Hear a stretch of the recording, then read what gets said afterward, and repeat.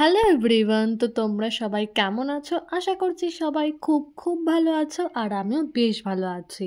আমরা কাটরা থেকে ট্রেন ধরে অমৃতসর অনেকক্ষণ আগেই পৌঁছে গেছিলাম। হোটেলে চেক ইন করে আমরা সবাই একটু ঘুমিয়ে নিয়েছি। প্রত্যেকের শরীর খুব ক্লান্ত আর সবারই পায়ে ব্যথা। আমি তো পায়ে ব্যথা নিয়ে হাঁটতেই পারছি না। আমি আর সৌতম দুজনে মিলে হোটেলের রিসেপশনে এখন বসে রয়েছি, আর সবাই এখন রেডি হয়ে এক এক করে নিচে নামবে। এখন আমরা সবাই মিলে গোল্ডেন টেম্পল দেখতে যাব। আসলে কালই যাওয়ার কথা ছিল, কিন্তু সবাই বলছে যে রাতের গোল্ডেন টেম্পল দেখতে নাকি বেশি সুন্দর লাগে। আমরা অটোতে করে স্বর্ণ মন্দিরের সামনে যে মার্কেটটা আছে সেই মার্কেটে চলে এসেছি। স্বর্ণ মন্দিরের সামনে কোনো রকম গাড়ি বা অটো কোনো কিছুই যায় না, তোমাদের এই মার্কেটের সামনে নামিয়ে দেবে, এরপর তোমাদেরকে হেঁটে হেঁটেই যেতে হবে। আমরা এখন আছি পার্টিশন মিউজিয়াম হলের একদম সামনে। এখানেই আবার বাচ্চাদের কিছু রাইড রাখা রয়েছে, আর আমাদের সঙ্গে যে দুটো পুচকু আছে তারা এখন দুজনেই বায়না শুরু করেছে এই রাইডগুলো তাদের করাতেই হবে।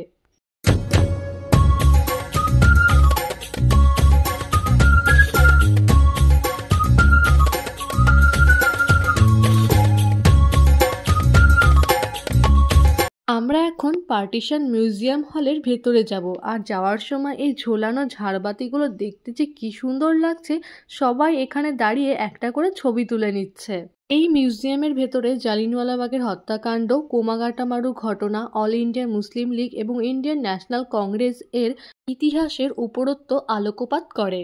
অমৃতসরের যেই ভবনে জাদুঘরটি অবস্থিত তা একসময় ব্রিটিশ সদর দপ্তর এবং একটি কারাগার ছিল।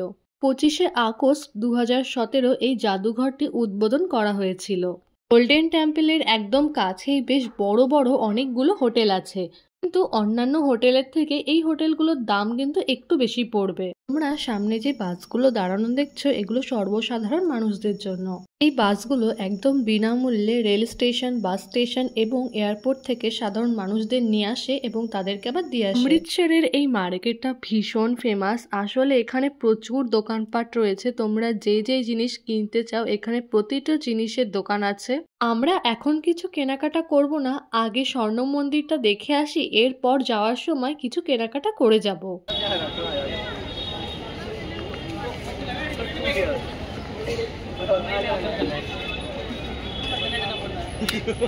অমৃতসর আসার আগেই আমি ঠিক করেছিলাম যে আমি আমার জন্য একটা জুতি কিনবো, তাই একটা দোকানে চলে আসলাম, আর এখানে বেশ সুন্দর সুন্দর কালেকশন রয়েছে। আমাদের সঙ্গে যে সিনিয়র সিটিজেনরা ছিলেন তাদের খুব পায়ে ব্যথা করছে, তো যার জন্য আমরা এখন এখানটা একটু দাঁড়ালাম। আমরা জালিয়ানওয়ালাবাগের সামনেই দাঁড়িয়েছিলাম, কিন্তু এখন তো সেটা বন্ধ আছে। কালকে সকালে এসে আগে প্রথমেই জালিয়ানওয়ালাবাগটাই ঘুরে দেখব।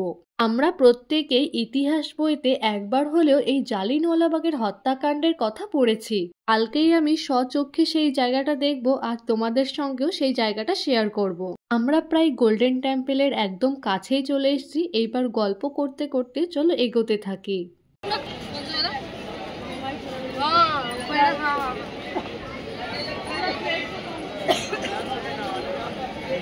इधर देखो आरुष। এই দুটো পুচকু তো হাঁটতেই চাচ্ছিল না, কান্নাকাটি শুরু করছে হাঁটতে গেলেই, তো যার জন্য দাদা দুজনের হাত ধরে টানতে টানতে নিয়ে যাচ্ছে।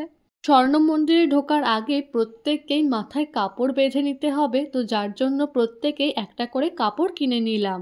আমরা গুরুদুয়ারের একদম সামনে চলে এসেছি। এইবার চলো ভেতরে ঢোকার পালা। ভেতরে ঢোকার আগে আমরা সবাই মিলে কটা ছবি তুলে নিলাম। জাতি, ধর্ম, বর্ণ নির্বিশেষে সকলের জন্য স্বর্ণ মন্দির উন্মুক্ত, তবে প্রবেশের আগে তীর্থযাত্রীদের মাথা ঢেকে রাখতে হবে, এটা আমি আগেই বলেছি। আমি এই প্রথমবার গোল্ডেন টেম্পল দেখতে এসেছি, কিন্তু সৌতম এর আগে 2বার এখানে এসে ঘুরে গেছে। চলো এবার জুতো খুলে রাখতে হবে এবং হাত পা ধুয়ে প্রবেশ করতে হবে, যেমনটি গুরুদ্বারগুলিতে প্রচলিত। স্বর্ণ মন্দিরের সবচেয়ে গুরুত্বপূর্ণ আচার অনুষ্ঠান হলো দৈনিক ধারাবাহিক কুরবানি কীর্তন।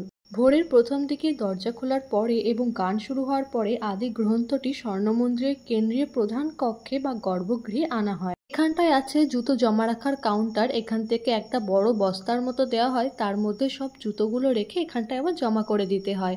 এর জন্য কোনো রকম পয়সা লাগে না। স্বর্ণ মন্দির থেকে বেরিয়ে আসার পরে টোকন দেখালে আবার তোমাদের জুতো তোমরা ফেরত পেয়ে যাবে। দূর থেকে একটা বড় প্রবেশদ্বার মতো দেখা যাচ্ছে, ওটাই হচ্ছে স্বর্ণ মন্দিরের প্রবেশদ্বার। তো কথা বলতে বলতে তার সামনেই আমরা চলে এসেছি। চারিদিকে অনেক লোকজন আর সব জায়গায় আলোয় ঝলমল করছে। এই জায়গাটা এসে সত্যি একটা আলাদাই শান্তি পাওয়া যাচ্ছে। এই স্বর্ণ মন্দিরটি বহুবার ধ্বংস করা হয়েছে, কিন্তু ভক্তি এবং বিশ্বাসের কারণে হিন্দু এবং শিখরা এটি পুনর্নির্মাণ করেছিলেন। ১৭০০ শতকে মহারাজা সর্দার জাসা সিং আহলুইয়া এই পুনর্নির্মাণ করেছিলেন। এটি যতবার ধ্বংস এবং নির্মিত হয়েছে তা প্রতিটি ঘটনা মন্দিরে চিত্রিত হয়েছে। ১৯ শতকে আফগান হানাদাররা এটি সম্পূর্ণরূপে ধ্বংস করে দিয়েছিলেন। এরপর মহারাজ রঞ্জিত সিং এটি পুনর্নির্মাণ করেছিলেন এবং সোনার প্রলেপ দিয়ে সজ্জিত করেছিলেন। রাতের বেলা এসেছিলাম বলে স্বর্ণ মন্দিরটাকে এত সুন্দরভাবে দেখতে পেলাম। স্বর্ণ মন্দিরের ব্যবহৃত সোনার কথা বলতে গেলে এতে ৫০০ কেজিরও বেশি সোনা ব্যবহার করা হয়েছে। এর সমস্ত সোনার আবরণ দেশের বিভিন্ন প্রান্তের দক্ষ শিল্পীরা তৈরি করেছিলেন। এই সবই ২৪ ক্যারেটের সোনা দিয়ে তৈরি, যা আজ ভারতীয় বাড়িতে পাওয়া ২২ ক্যারেটের সোনার চেয়ে অনেক বেশি বিশুদ্ধ। স্বর্ণ মন্দিরটি একটি পবিত্র হ্রদ দ্বারা বেষ্টিত। স্বর্ণ মন্দিরের চারিপাশে পুকুরটি অমৃত সরোবর নামে পরিচিত, যা ভক্তদের কাছে অত্যন্ত পবিত্র বলে মনে করা হয়। পূজা করার আগে সমস্ত ভক্ত এই সরোবরে পবিত্র জলে স্নান করেন। লোকেরা বিশ্বাস করেন যে পবিত্র পুকুরে পবিত্র জলে স্নান করলে আধ্যাত্মিক সম্পদ অর্জন করা যায়। আমরা এখন সবাই মিলে লঙ্গরখানার প্রসাদ খেতে যাচ্ছি। বিশ্বের বৃহত্তম লঙ্গরটি অমৃতসরের স্বর্ণ মন্দিরে অনুষ্ঠিত। প্রতিদিন লক্ষ লক্ষ মানুষ এখানে খাবার খান এবং এখানকার খাবার সম্পূর্ণ নিরামিষ। ভক্তদের সংখ্যা বিবেচনা করে আধুনিক মেশিন দিয়ে এই লঙ্গরে প্রায় ২ লক্ষ রুটি তৈরি করা হয়, যে এটি বিশ্বের বৃহত্তম রান্নাঘর হিসেবে বিবেচিত হয়। এখন ঘড়িতে প্রায় ১০:৩০ বাজতে গেল। এইবার আমরা আমাদের হোটেলের দিকে ফিরবো। কালকে অনেক জায়গায় ঘোরার বাকি আছে। তো আজকের মতো ভিডিওটা এখানে শেষ করছি। ভিডিওটা ভালো লাগলে একটা লাইক করে দিও, আর আমার চ্যানেলে যদি নতুন হয়ে থাকে তবে অবশ্যই চ্যানেলটা সাবস্ক্রাইব করে দিও। দেখা হচ্ছে পরের একটা ভিডিওতে। বাই।